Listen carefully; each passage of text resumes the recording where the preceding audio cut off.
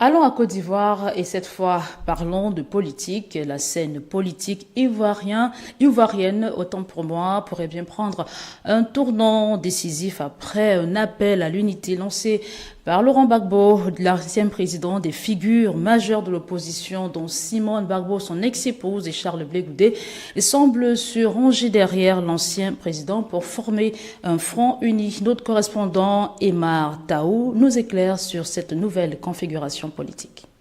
En Côte d'Ivoire, l'union fait la force et cela semble être la stratégie adoptée par les principales figures de l'opposition.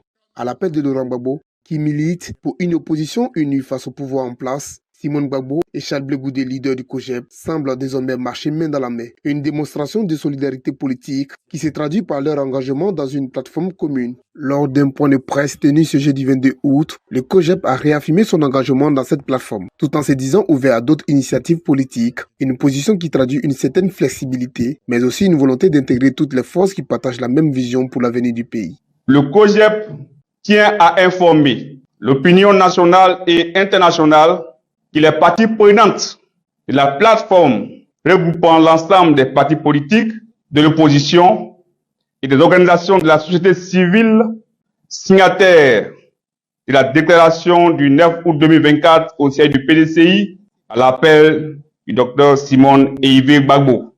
Rappelons que Laurent Gbagbo avait lancé un appel similaire lors d'un meeting à Bonois en juillet dernier, encourageant l'union des forces de l'opposition.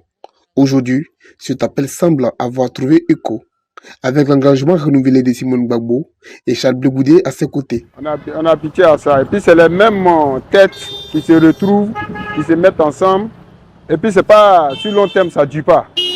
Voilà. Donc moi, je pense que c'est des histoires d'intérêt, quoi. Si demain ils s'associent et ils enlèvent ce pouvoir en place, peut-être qu'à la longue, pour moi, il y aura une division au sein des différents partis politiques. Disons, nous sommes en Afrique. L'autre va vouloir dire que non, c'est grâce à moi, je vais être à la tête, je vais être le président, moi je vais être le président de l'Assemblée nationale. Il va y avoir des divisions. Selon moi, il y aura des divisions entre ces différents partis politiques.